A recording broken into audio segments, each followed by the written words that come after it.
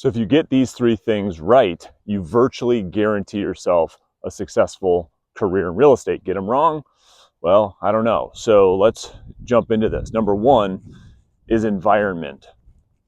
And so what do we mean when we talk about environment? Well, after the pandemic, real estate was already a business where I think most would tell you is pretty lonely, in that a lot of real estate agents, they work at home, they work by themselves, and then after the pandemic, that fact was exaggerated. And I see a lot. I mean, most agents are, they work at home and they work by themselves, and they don't have a strong environment that helps them to maybe get the best out of themselves. Now, yeah, you have some teams and you have some companies where that environment is better, but for the vast majority of the real estate agent population, they're, in their basement, sitting in their underwear, surrounded by distractions and kids and dogs and laundry and house chores, and the list goes on and on and on and on. Now, there's nothing wrong with that per se, unless you're trying to be extremely productive. And so when you think about, okay, how do I create an environment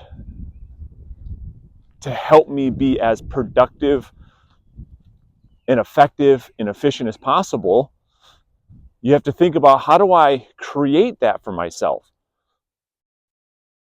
And that'd be the first thing I would consider. So here are some recommendations.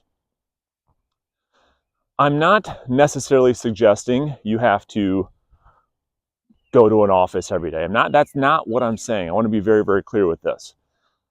I'm suggesting that you have some type of community, some type of support system, whether that be in your efforts to generate more clients and more leads, or in your efforts to give your clients a better client experience. And so maybe you're getting more transactional support. Maybe you have a Facebook group that you check in with on a day-to-day basis. Maybe you have Zoom rooms that you check in with, where you're able to get some support, where you have a sense of community, where you're not by yourself all day. Because here's what we know. Some, yes, are good at this, but most are very bad in that we know, left on our own, we take the path of least resistance. And I think that whether you buy into that or not, I think most would probably agree that if you do a push-up by yourself versus doing a push-up when someone's watching, the push-up when someone's watching is much better form. You're going to push a lot more. And there's just something to be said for having an environment that gets the best out of you. That's what I'll say. So that's number one. Number two, in line with that is accountability. Now, to me, accountability means that you have people in your life that confront you on doing the things you said were important to you. To me, that's what accountability is. And I think a lot of people maybe say they want accountability, or they can conceptualize the value of accountability. We got truckloads of people driving by. But rarely do they get it in this industry. When I say get it, I mean it's very difficult for someone to confront a 1099 independent contractor and truly hold them accountable the same way you see in corporate America, where people are on a W-2 wage or they get a paycheck every 2 weeks. That's easier, right? Because it's like, well, dude, if you don't do this, you don't get paid. So I think when I think about, all right, well, we have to find people in this career who are willing to confront us on our bullshit. To me, that's what accountability is. That's why sometimes, it can't be colleagues or can't be friends, because confronting somebody is very difficult. And so you have to make sure that you have people in your life, in your career, that are willing to do that, not for them, but for you. And so accountability in an industry that historically doesn't have any is a big, big, big deal. Because again, as we know, most of us got into the business originally, if we're being honest, to get away from accountability.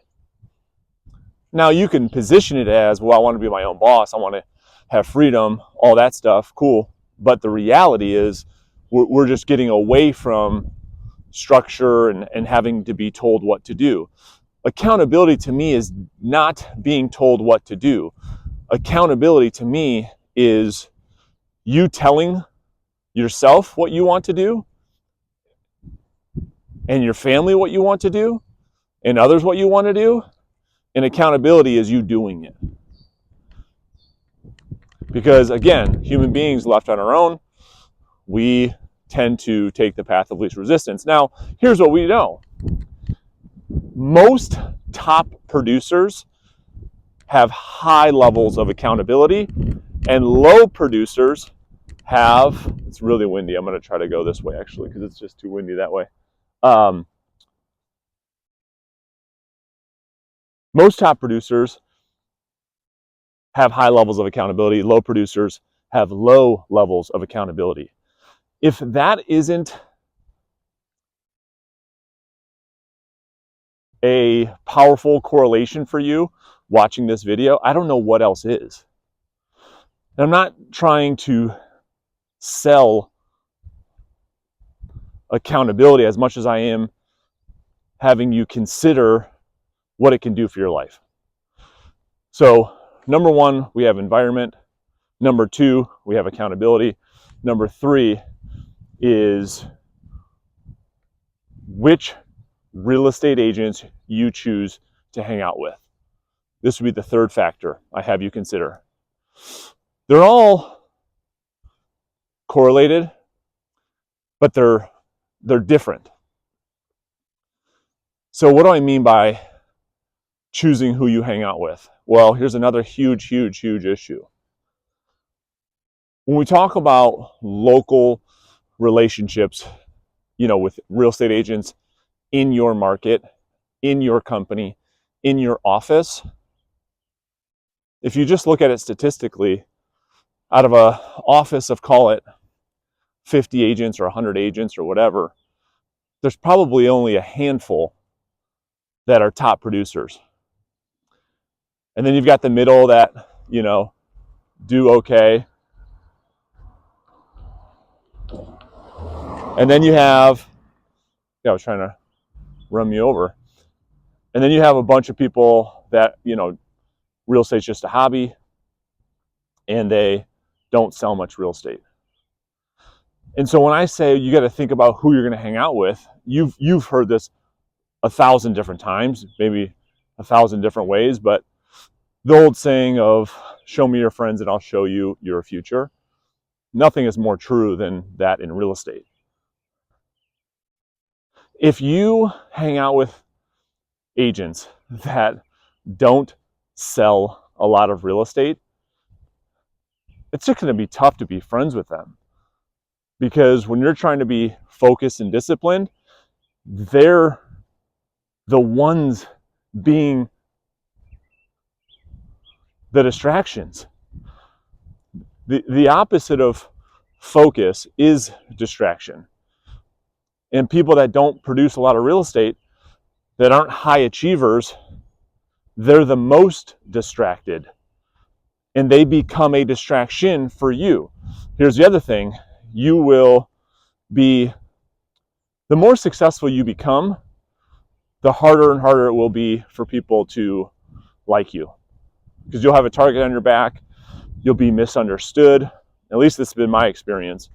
Less and less of those people will, well, that's just what I said. I mean, when you rise to the top, just more and more people will start to not like you. It's kind of lonely at the top, as they say, yeah?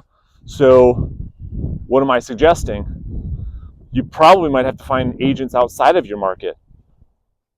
That's what I realized is, you know, you may not want to have tight-knit, close relationships with the agents down the hall for a variety of different reasons. But for me, who you hang out with will impact how you produce. And you may have to find agents in other markets. This goes back to the environment, the community. Maybe you find some communities, maybe they're local, maybe they're not. But there's all kinds of things happening behind the scenes that I think can impact your business with the communities that I'm talking about. With all the different Facebook groups, with all of the Zoom rooms that are happening every day, with all the accountability partners happening every single day. So let's recap this. Number one, environment. We have to have a surrounding that supports high production. Number two, we have to get accountability in our life. We have to have a group or someone who's willing to confront us on the actions and behaviors necessary to get what it is that we say that we want. And then number three, we've got to choose our friends wisely. We've got to make sure that we are hanging out with people that are making us better, not zapping our energy.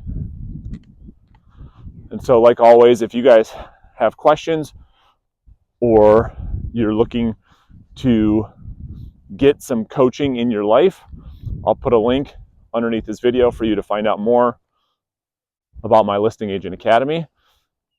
And we'll see you guys in another video very soon.